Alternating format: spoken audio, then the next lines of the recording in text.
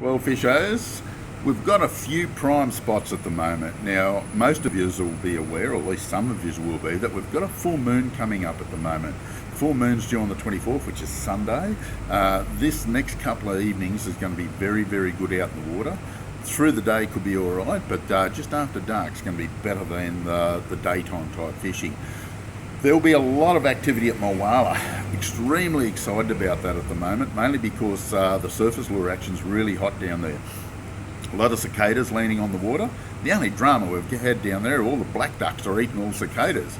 Bloody black ducks, you can't take them anywhere, can you? But in saying that, when the cicadas are out and they're landing on the water, the cod love them. So there's been a lot of buffing going on at the night time, hence the surface lure action.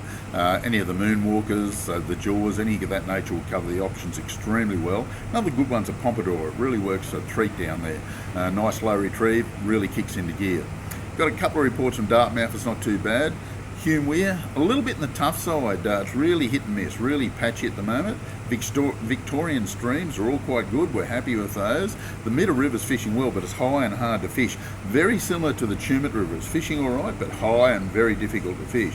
Murrumbidgee River around Wagga, well, how good do you want it? Absolutely incredible. High, clear, perfect. Good lure fishing, good bait fishing.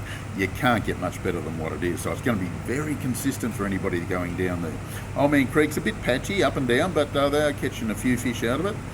Blowering Dam, because of the full moon scenario, there'll be quite a few people out there fishing and quite a few people trolling. One thing I must mention, make sure you got your nav lights if you're trolling of a night time, otherwise you will get into trouble and you could possibly run into somebody or someone will run into you.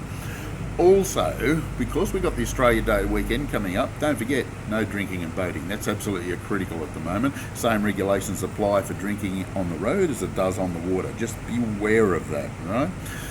Tell Bingo, few fish, but doing it hard. Yukonbeen, Tantangra, Jindabyne, pretty happy.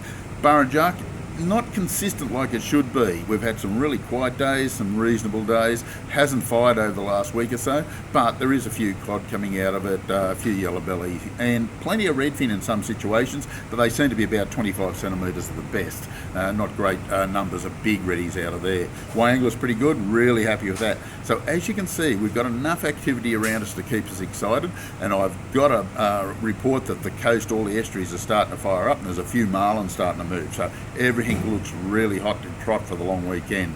This is the Compleat Anglers Fishing Report for this week. We'll catch you next week.